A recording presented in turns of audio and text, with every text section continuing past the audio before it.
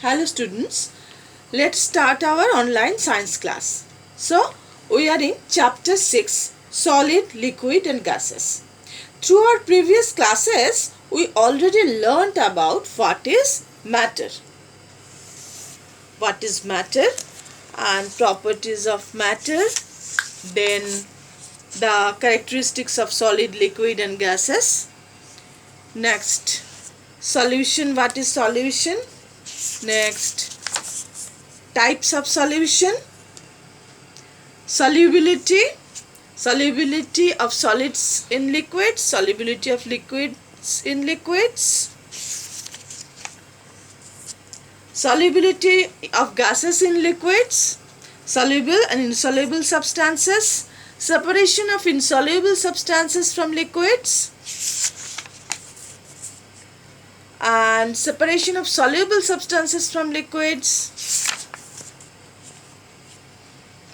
And now today we are going to discuss gases and air, properties of air and uses of air. Before that, I just tell you the answer in this chapter, of the objective types questions given in book. In this chapter, we already read this here. Yes, fill in the blanks. When one substance completely dissolves into another, a dash is formed. The answer is solution. Next, solubility is the ability of a substance to dissolve into another substance at a particular temperature. Water and vinegar form a homogeneous solution.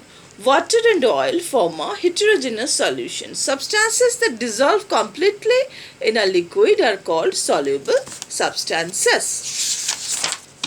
And here in the page 88, yes.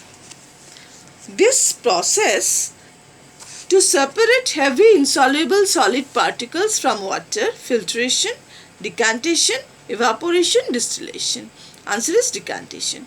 This process is used to separate light insoluble solid particles from water. Options are filtration, decantation, evaporation, distillation. Answer A, filtration. This process is used to separate two miscible liquids. Filtration, decantation, evaporation, distillation. Answer, distillation. This process is used to separate soluble solids from liquids. Filtration, decantation, evaporation, distillation. Answer is evaporation. During sedimentation, the solid particles that settle down at the bottom are called as filtrate, distillate, sediments, molecules. Sediments is the correct answer. Now, we are going to discuss the today's part, air. So, what is air? Do you know that air is which surrounded us? That is air. Do you know that air is a mixture of gases? Actually, it contains 78% of nitrogen, 21% of oxygen, and less than 1% of argon, carbon dioxide, and other gases. It also contains water vapor, dust particles, and smoke. The quantity of water vapor present in the air at a given time is called humidity. The quantity of water vapor in air is called humidity. Now the properties of air. Pure air has no color, it is colorless. Pure air has no taste, so it is tasteless. Pure air has no smell, so it is odorless. You know, air occupies space. When we blow air into a balloon, it fills the space inside the balloon. This proves that air occupies space. And air acts as a cushion. Just look at the picture. The tube of a cycle, cars, two-wheelers and buses are filled with air. These tubes filled with air act as cushion and do not let us feel the bumps of the road. And now air exerts pressure. We know that when air is filled inside a balloon, it occupies the space inside. But we also know, here you can see the picture. When air inserted into a balloon, it just look. and this. So it proves that air exerts pressure. Uh, it occupies the space inside. But we also know that the same balloon bursts when it filled with excessive air.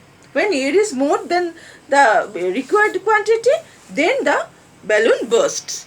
This means that the air must be exerting pressure on the walls of the balloon. Next, air has weight. When you purchase a packet of chips, more than a half of it's filled with air. You know, more than half of it's filled with air. Ask the shopkeeper to weigh the packet before you open it. Note the weight of the packet. Now open the packet and squeeze out the air inside the packet. Ask the shopkeeper to weigh the deflated packet. Note that the weight again this time. You can note that the weight is different. And the difference of the weight is the weight of air. Now, next point is hot air rises up. You know that when anything is heated, its molecules gain energy and start moving apart. Same is true with air. When air is heated, its molecules start moving further apart, making it lighter than cold air. The hot air always lighter than cold air. It is this property of air which makes hot air balloons fly in the sky. You know hot balloons when in Diwali time you use these hot balloons. Hot balloons have a burner inside that heats up the air inside the balloon, and the bigger the flame, the burner, the faster the balloon goes up. Now hot air, next point is hot air expands. As the molecules of hot air move further apart from each other, they look for more and more space to accommodate. In other words, hot air expands. Next is uses of air. Air has some uses. It helps sustain life. Without air, the life can't be possible. Air contains oxygen, which is the most important life sustaining gas, you know. Almost all living things breathe in and breathe out air. It also contains nitrogen and carbon dioxide, which are also very important for life on earth. Carbon dioxide is used by the plants to make food for themselves with the help of a process called photosynthesis. Nitrogen acts as an important nutrient for plants. Next, air supports burning. Air helps in burning. The oxygen present in air supports burning of the fuels that help in activities such as cooking, running factories, etc. Air supports cooling. Air helps in maintaining desirable temperature on the earth's surface by circulating hot and cold air. Air also helps in cooling engines by absorbing the heat produced in them. And next is, air is a good conductor of heat. Air acts as a conductor of heat. It helps in carrying heat from the region of high temperature to a region of lower temperature. During winters, when we sit near a fire, we feel warm because air carries the heat generated by the fire. So, uses of air, always remember, helps sustain life. Air supports burning. Air supports cooling. Air is good conductor of heat.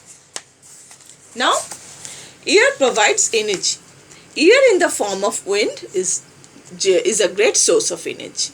It turns the blades of windmills. You know the windmills? I think you all see the windmills. It turns the blades of the windmills and generates electricity. Wind helps in pushing across the water. Next, used in bulbs and signboards. Air contains some special gases that are used in bulbs and signboards. Neon gas is used for glowing signboards. Argon is used in making fluorescent tubes and bulbs. And krypton and xenon are also useful because they are capable of emitting light. Now, air pressure is useful. Air pressure is used in sucking juice with the help of straw. It is also used in transferring medicine into a syringe and then into the body of a patient. When the doctors inject us, then these characteristics we can feel. It is also used in taking blood samples from the veins of a patient also. Used as shock absorber. Air is filled in tires of vehicles to help them run through bumpy roads smoothly. So these all are the uses of air and characteristics of air. Now that's all for today's class, and in our next class we will discuss on atmosphere and wind. Okay, and it is a too long chapter, so you all read the chapter thoroughly and try to memorize all the main points. So till the next class, bye.